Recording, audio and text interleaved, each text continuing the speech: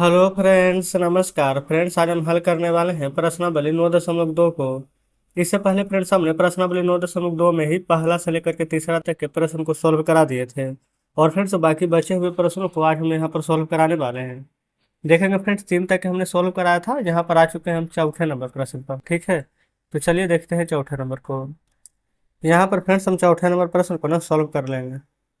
ठीक है, देखिए बोला क्या गया है कि 21 मीटर व्यास वाले एक वृत्ताकार बगीचे वाले ना चारों चारों ओर माली बाड़ लगाना चाहता है। फिर बोला गया है कि खरीदे जाने वाले आवश्यक रस्से की लंबाई ज्ञात करना है। यदि वह दो पूरे चक्कर की ना बाड़ लगाना चाहता है तो 4 रुपये प्रति मीटर की दर से रास्ते का व्यय, ये रस्से का जो व्यय ज्ञात करना है। इसको सबसे पहले फ्रेंड्स आपको ये समझना होगा ना, यहाँ पर 21 मीटर व्यास दिया गया है। ठीक है, जब भी हम यहाँ पर वृत्ताकार कोई भी बगीचा है तो उसका हम परिधि निकालेंगे ना, तो यहाँ पर इसका फार्मूला 2 पाई आर होता होता है ना।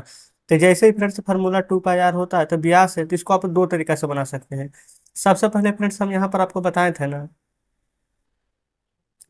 कि वृत्त की परिधि बराबर फार्मूला होता है 2 पाई आर। आप कहेंगे जी बिल्कुल बताए थे, लेकिन फ्रेंड्स यहाँ पर ना अगर आप वृत्त का परिधि न निकालें और यहाँ पर डायरेक्ट चाहते हैं बनाने के लिए तो वो कैसे बनेगा। देखिए यहाँ पर आर क्यों निकालना जरूरी है, क्योंकि फ्रेंड्स यहाँ पर डी यानी कि डायमीटर व्यास दिया गया है। लेकिन फ्रेंड्स इसका ना एक और फार्मूला होता है जो कि हम बोलते हैं पाई डी। अगर नहीं पता था फ्रेंड्स तो यहाँ पर जान लीजिएगा। जैसे कि यहाँ पर हम एक वृत्त बनाए, आप कहेंगे बिल्कुल ठीक है। तो यहाँ पर फिर से जब त्रिज्या निकालते हैं ना तो यहाँ से यहाँ तक ही हमारा त्रिज्या होता है ना। वही अगर हम पूरा मिला देते हैं तो ये फिर से हमारा यहाँ पर व्यास होता है। तो देखिए, तो पाई को पाई हम रहने दिए हैं। ठीक है, और फिर से यहाँ पर से एक आर ये तो टोटल 2 आर हो जाएगा ना। बिल्कुल हो जाएगा 2 आर। तो उसी 2 आर की जगह पर क्या हम डी लिख सकते हैं। आप कहेंगे बिल्कुल, तो वही लिख दिए हैं। ठीक ना। अच्छा, पाई का मान होता है कितना है, तो आप कहेंगे 22/7 गुना डी। डी देखेंगे यहाँ पर दिया गया है 21 मीटर, तो यहाँ पर हम लिख लेंगे 21। ठीक है, अब फिर से यहाँ पर जो कटेगा उसको यहाँ पर काट लीजिएगा। तो 7 से 21 कट जाएगा 3 बार में, अब 22 से 3 में गुना करेंगे तो ये आ जाएगा फ्रेंड्स यहाँ पर 66 मीटर। कोई दिक्कत है। लेकिन हमें फ्रेंड्स 66 मीटर नहीं, अब पूछा गया है ना कि खरीदे जाने वाले रस्सी की लंबाई ज्ञात करना है। ठीक है, तो देखिए, अच्छा रस्सी फ्रेंड्स पूरा 2 चक्कर लगाता है ना, तो ये जो 66 आया है ना इससे फ्रेंड्स एक चक्कर लग जाएगा। ठीक है, तो हमें तो लगाना है 2 चक्कर। यहाँ पर लिखेंगे 2 चक्कर लगाने पर। अब फ्रेंड्स आप ही बताएंगे, एक चक्कर लगाने पर 66 मीटर, तो 2 चक्कर लगाएंगे तो कितना मीटर। तो 66 × 2, 6 दूनी के 12, 6 दूनी 12 एक 13, तो 132 ये मीटर है ना। तो 132 मीटर फ्रेंड्स हमें यहाँ पर ना रास्ता चाहिए। ठीक है, अब आगे पढ़िए। अच्छा, 132 मीटर रास्ते की लंबाई पूछता तो यही आंसर, लेकिन ये नहीं ना पूछा है। पूछा गया है कि 4 रुपये प्रति मीटर की दर से अगर रस्सी दे रहा है तो रस्सी तो हमारा कितना है 132 मीटर, तो पैसा कितना लगेगा। तो यहाँ पर लिखेंगे ना कि टोटल कितना फ्रेंड्स 4 रुपये प्रति मीटर ना, तो लिखेंगे 1 मीटर रास्ते का मूल्य 132 रुपया है। यहाँ पर चूंकि दे देंगे इसलिए 132 मीटर रास्ते का मूल्य, तो 132 गुना 6। कुछ तो गलती है फ्रेंड्स। अच्छा हाँ, 1 मीटर रास्ते का मूल्य 4 रुपया ना था, वही तो हम सोचे। तो 132 मीटर का, तो 132 में 4 से गुना कर दीजिए, यही आंसर है। 4 दूनी के 8, 13 चौके 52। तो फ्रेंड्स हमारे यहाँ पर टोटल ना 528 रुपया यहाँ पर लगने वाला है। ठीक है, तो इस प्रकार से फ्रेंड्स यहाँ पर चौथा नंबर प्रश्न हल हो जाता है। उम्मीद करते हैं फ्रेंड्स कोई दिक्कत नहीं हुई होगी। चलिए 5वें पर देखेंगे फ्रेंड्स। 5 नंबर में यहाँ पर बोला गया है ना कि 4 सेंटीमीटर त्रिज्या वाले के वृत्ताकार शीट में ना 3 सेंटीमीटर त्रिज्या वाले के वृत्त को निकाल दिया जाता है, तो शीट का शेष भाग ज्ञात करना। कुछ भी नहीं, यहाँ पर फ्रेंड्स आपको दो गो यहाँ पर ना इस प्रकार से वृत्त बनाना है, एक वृत्त ये और एक वृत्त ये। ठीक है, देखिए एक 3 सेंटीमीटर है, एक 4 सेंटीमीटर, तो तीन कौन होगा फिर आप खुद ही बताइए। जो छोटा वाला होगा वही ना यहाँ पर 3 होगा, और जो बड़ा वाला रहेगा वो यहाँ पर 4 रहेगा। तो एक यहाँ पर छोटा वाला वृत्त है और एक फ्रेंड्स यहाँ पर बड़ा वाला वृत्त है। ठीक है, एक है 3 सेंटीमीटर का और एक है यहाँ पर बड़ा वाला जो है 4 सेंटीमीटर का। आप कहेंगे बिल्कुल सही है, लेकिन फ्रेंड्स इसमें बोला क्या गया है, जो देखिए बोला गया है कि 4 सेंटीमीटर और 3 सेंटीमीटर त्रिज्या, 4 सेंटीमीटर जो ये वाला वृत्त है ना बड़ा वाला, उसमें से 3 सेंटीमीटर को निकाल दिया जाता है। तो शीट का शेष भाग का क्षेत्रफल ज्ञात करना है। तो जहाँ पर फिर से वृत्त का क्षेत्रफल बराबर फॉर्मूला क्या हो जाएगा, पाई r² ना। तो देखिए सबसे पहले यहाँ पर आप लिख सकते हैं कि 4 सेंटीमीटर वाले शीट का क्षेत्रफल, ताकि हमें पता चल जाए कि हम 4 सेंटीमीटर वाला निकाल रहे हैं कि 3 सेंटीमीटर वाला। तो लिखेंगे 4 सेंटीमीटर त्रिज्या वाले सीट का क्षेत्रफल, फार्मूला तो सेम ही रहने वाला है, पाई आर स्क्वायर। अच्छा इस बार ना फ्रेंड्स पाई का जगह पर 22/7 नहीं लेंगे, क्योंकि बोला गया है यहाँ पर प्रश्न में कि 3.14 लेना है। तो 3.14 गुण है आर का स्क्वायर, आर फ्रेंड्स यहाँ पर 4 है, तो यहाँ पर लिखेंगे ना 4 × 4। ठीक है। अब फ्रेंड्स यहाँ पर पूरा को गुना कर दीजिए, तो 4×4 = 16। ठीक है, 16 से इसको भी गुना कीजिए, तो 16×4 = 64, 64 के 4, हाथ में 6, 16 कम 16, 6 22 के 2, हाथ में 2, 16 3 48 2 50। यहाँ पर देखेंगे ना 2 अंक के बाद दशमलव है, तो यहाँ भी 2 अंक के बाद दशमलव दे दीजिएगा। अच्छा ये सभी फ्रेंड्स किस में है, तो सेंटीमीटर में ना, तो यहाँ पर भी सेंटीमीटर स्क्वायर कर दीजिएगा, क्योंकि हम यहाँ पर क्षेत्रफल निकाल रहे हैं। तो जिस प्रकार से 4 सेंटीमीटर वाला निकाले ना, अब हम यहाँ पर 3 सेंटीमीटर वाला निकालेंगे। तो लिखेंगे 3 सेंटीमीटर त्रिज्या वाले सीट का क्षेत्रफल, फार्मूला यही हो जाएगा, पाई आर स्क्वायर। ठीक है, लेकिन फर्क बस फिर से थोड़ा सा क्या आएगा ना, कि यहाँ पर जैसे कि 4 लिए थे, क्योंकि 4 सेंटीमीटर वाला था, और यहाँ पर 3 है, तो हम यहाँ पर 3 सेंटीमीटर वाला लेंगे। तो 3.14 गुण है, अच्छा 3 का वर्ग कीजिएगा, आर का स्क्वायर है, तो 3 × 3 लिखिए, या फिर डायरेक्ट 9 लिख दीजिए, बात तो बराबर ही है।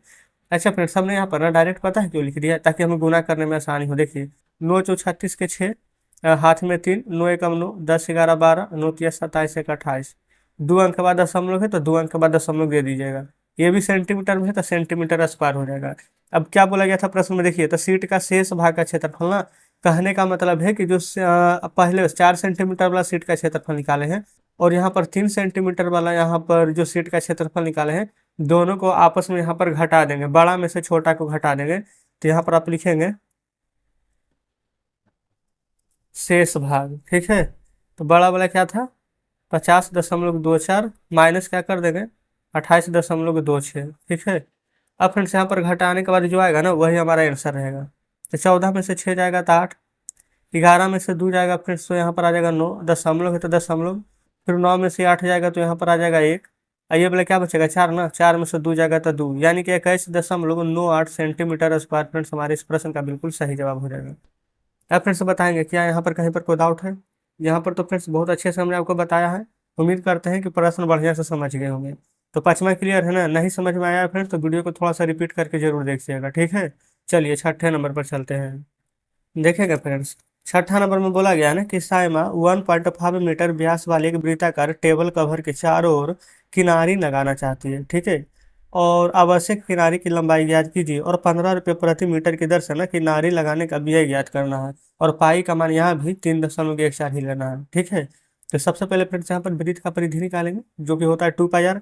लेकिन फ्रेंड्स अगर यहाँ पर व्यास दिया हुआ रहता, तो जस्ट अभी चौथा नंबर में बताया था ना जब प्रश्न शुरू किए थे, तो कि यहाँ पर अगर आप 2πr लिख सकते हैं, नहीं तो व्यास दिया गया है, तो इसका डायरेक्ट फार्मूला π/d है ना। तो डायरेक्ट हम यहाँ पर ना π/d वाला फार्मूला लगाएंगे। यहाँ लिखिएगा ना वृत्त की परिधि बराबर फार्मूला π/d। ठीक है, अच्छा अब देखिए पाई की जगह पर फ्रेंड्स बोला गया 3.14 लेना है, ले लेते हैं। और यहाँ पर डी ना दिया गया है 1.5 मीटर, तो ले लेते हैं 1.5 मीटर। आप कहेंगे बिल्कुल कोई दिक्कत नहीं है। अब फ्रेंड्स यहाँ पर आपको गुणा करना है, 15×4 = 60 के 0, हाथ में 6, 15 एकम 15, 15×6 = 21, 15 3 × 45, 45 से 2 47। अब आप देखेंगे ना एक अंक के बाद इधर एक अंक, अच्छा ये फ्रेंड्स एक अंक के बाद है ना, इधर 2 अंक के बाद, तो टोटल 3 अंक के बाद दशमलव दिया गया, तो 1 2 3 अंक के बाद दशमलव दे देंगे। तो आप लिख सकते हैं 4.71, क्योंकि फ्रेंड्स यहाँ पर दशमलव के बाद जीरो का महत्व नहीं रहता है। ठीक है, अच्छा हम परिधि निकाले हैं तो मीटर में ही लिखेंगे, यही हम क्षेत्रफल निकालते हैं तो स्क्वायर लगा देते हैं। आप कहेंगे बिल्कुल सही, यहाँ तक कोई दिक्कत नहीं है। अब आगे पढ़िए। अब फ्रेंड्स चारों तरफ बोला गया है ना कि आवश्यक किनारी लगाना चाहता है। ठीक है, और उसका लंबाई ज्ञात करना है, और 15 रुपये प्रति मीटर की दर से। तो देखेंगे फ्रेंड्स लंबाई तो हमने यहाँ पर निकाल ही लिया है। तो अगर हम यहाँ पर ना जो प्रश्न में बोला गया है 15 रुपये प्रति मीटर, इसका कहने का तात्पर्य क्या है, यही ना कि चूंकि 1 मीटर किनारी का व्यय, 1 मीटर लगाएंगे तो कितना खर्चा होगा, 15 रुपया ना। लेकिन फ्रेंड्स हमें कितना लगाना है, 1 मीटर। तो आप कहेंगे नहीं, क्योंकि फ्रेंड्स हमें तो लगाना है 4.71, तो लिखेंगे इसलिए 4.71 मीटर किनारी का व्यय कितना होगा, तो 4.71 में ना आपको 15 से गुना करना होगा। अब आप कैसे गुना कीजिएगा, तो एक लाइन में मुझे वानी करना है ना, 15 एकम 15 के 5, हाथ में 1, 15 7 75 से 105 और 1 106, 15 चौके 60, 60 10 70। यहाँ पर देखिएगा ना, तो 2 अंक के बाद दशमलव लगा हुआ है, तो हम भी यहाँ पर 2 अंक के बाद दशमलव लगा देंगे, ठीक है। तो इस प्रकार से फ्रेंड्स इतना रुपया यानी 70 रुपया 65 पैसा हमारा यहाँ पर इतना में कियारी लगाएंगे ना, तो इतना खर्चा हमारा बैठेगा। बताइए क्या कोई दिक्कत है? उम्मीद करते हैं फ्रेंड्स कि कोई दिक्कत नहीं हुई होगी, है ना। बढ़िया से प्रश्न समझोगे, 7वें पर चलिए। अच्छा देखिए, अगर आप सभी को डाउट होता ना, तो ये नहीं कि सीधा छोड़ दीजिए, है ना। बल्कि डाउट जब होता है तो दोबारा वीडियो को देखिए कि कहाँ पर हमें नहीं समझ में आया है, ठीक है। और हाँ फ्रेंड्स, हमने इसका टेलीग्राम ग्रुप और टेलीग्राम चैनल बनाया हुआ है ना, तो उसमें आप सभी लोग जुड़िएगा, जो प्रश्न नहीं आएगा आप जरूर से पूछ सकते हैं। चलिए, 7वां बोला गया ना कि दी गई आकृति का व्यास के साथ ना एक अर्धवृत्त है, उसका परिमाप ज्ञात करना है। देखेंगे फ्रेंड्स आकृति। अच्छा ये देखिएगा, आकृति नहीं यही वाला है, क्योंकि अर्धवृत्त फ्रेंड्स यही है ना। ये 7वां नंबर प्रश्न का हम बता रहे हैं। अब व्यास के साथ एक अर्धवृत्त है, व्यास है और साथ में यहाँ पर एक अर्धवृत्त है, ये व्यास है ना, एक अर्धवृत्त है। तो अर्धवृत्त का परिधि पता है क्या होगा? व्यास अगर दिया हुआ है तो देखिए। अच्छा फ्रेंड्स, अर्धवृत्त ना है कहने का मतलब कि वृत्त आधा है, तो जस्ट यही वाला पाई इंटू डी होता है ना फॉर्मूला में, तो आधा है तो जस्ट 2 से भागा दे देंगे तो आधा हो जाएगा ना। तो यहाँ पर फिर से लिखेंगे हम, वृत्त करेगा इस बार अर्धवृत्त नहीं, तो लिखिएगा ना अर्धवृत्त की परिधि। पूरा वृत्त रहता था उसका फॉर्मूला होता था पाई इंटू डी, लेकिन अर्धवृत्त है तो भागा दे देंगे 2 से, तो हो जाएगा आधा वृत्त, ठीक ना। अच्छा, पाई का मान फ्रेंड्स यहाँ पर क्या बोला गया है? कुछ भी 7वां में नहीं यहाँ बोला गया है, लेकिन फ्रेंड्स अभी सभी जगह देखेंगे तो 3.14 3.14 है, तो जस्ट इसका भी 3.14 लेकर के बना देते हैं, ठीक है। तो पाई के जगह पर 3.14 रखेंगे और डी के जगह पर फिर से 10 दिया गया है। आप कहेंगे बिल्कुल सही है। देखिए, तो यहाँ पर हम मान रखेंगे पाई के जगह पर 3.14 और यहाँ पर डी की जगह पर 10, और दो कहाँ से आएगा? तो दो तो फार्मूला में है, तो 2 × 5 = 10। गुना कीजिए ना, 5 × 4 = 20 के जीरो, हाथ में दो ना, 5 × 5 = 2 7 और 5 × 3 = 15। देखिएगा तो 2 अंक के बाद दशमलव दिया गया है, तो 2 अंक के बाद दशमलव दे देंगे, तो 15.70। ये फिर से ना यहाँ पर सेंटीमीटर में था, तो इसको हम यहाँ पर सेंटीमीटर में लिख देंगे, ठीक है। चलिए, अब यहाँ पर आगे देखिएगा क्या बोला गया है, तो उसका परिमाप ज्ञात करना। अच्छा, तो फिर से अभी ना हम यहाँ पर अर्धवृत्त की परिधि निकालें, ठीक है। अब ना यहाँ पर हम अर्धवृत्त का जो व्यास दिया गया है, जो जैसे परिधि कहने का मतलब फ्रेंड्स यहाँ से लेकर के यहाँ तक निकाले हैं, जो कि हमारा यहाँ पर 15.70 प्राप्त हुआ है ना। और फिर अर्धवृत्त का ये वाला व्यास अभी हम ऊपर वाला निकाले हैं, जस्ट नीचे वाला इसको भी तो जोड़ना है, तो जब दोनों को यहाँ पर जोड़ देंगे ना, तो हमें यहाँ पर अर्धवृत्त का परिमिति निकल जाएगा, ठीक है। तो अभी हम इसको ना कैसे करके लिखेंगे, तो यहाँ पर लिख देते हैं पहले आकृति का परिमाप, आकृति का परिमाप, ताकि फिर हमें यहाँ पर पता चल जाए कि हम किसका परिमाप यहाँ पर निकाल रहे हैं, ठीक है। आकृति का परिमाप प्लस अर्धवृत्त का व्यास, ये ना निकाल रहे हैं। अच्छा, आकृति का परिमाप फ्रेंड्स अभी हम कितना निकाले हैं? 15.7 ना, लिख दीजिए। प्लस आकृति का फ्रेंड्स व्यास कितना था? देखिए डी बराबर कितना रखे थे? 10 ना, तो 10 जोड़ दीजिए, तो 15 में 10 जोड़िएगा तो कितना प्राप्त होगा? 25। 0.7 तो है ही, तो 0.7 रहने देंगे, सेंटीमीटर है ना, तो सेंटीमीटर ही हमारा आंसर हो जाएगा। बताएंगे फ्रेंड्स, क्या इस प्रश्न में कहीं पर कोई ऐसा लगा कि हमको समझने में परेशानी होगी? ये फ्रेंड्स बहुत ही नॉर्मल प्रश्न है ना, बस अगर ध्यान से समझिएगा, फार्मूला आपको बैठाने आता है, तो आप इन सभी प्रश्न को यूं ही आराम से करते हुए निकल जाइएगा, ठीक है। अगर फ्रेंड्स आपको फार्मूला में दिक्कत होती है, आपको नहीं पता चलता कि किस प्रकार से यहाँ पर फार्मूला रखना है, तो फ्रेंड्स हो सकता है कि आपको यहाँ पर प्रश्न में दिक्कत हो, ठीक है। तो फिर यहाँ पर प्रश्न में आपको दिक्कत नहीं करना है, जहाँ पर भी लगता है कि समझ में नहीं आया है, तो वीडियो को रिपीट करके बैक टू बैक देखिएगा। एक बार में नहीं समझ में आएगा, 2 बार में आएगा, 3 बार में आएगा, है ना। ऐसा तो नहीं है कि समझ में ही नहीं आएगा। तो चलिए फ्रेंड्स, तो ठीक है। तो इस प्रकार से 7वां नंबर हमने यहाँ पर सॉल्व किए हैं। बाकी का फ्रेंड्स शेष प्रश्न हम यहाँ पर कल के वीडियो में देखने वाले हैं, ठीक ना। तो कुछ कहना हो फ्रेंड्स, कुछ भी डाउट हो, कुछ प्रश्न समझ में नहीं आया हो, कमेंट बॉक्स में जरूर से बताइएगा। तो चलिए फ्रेंड्स, ठीक है, मिलते हैं अब आपसे कल बचे हुए प्रश्नों के साथ।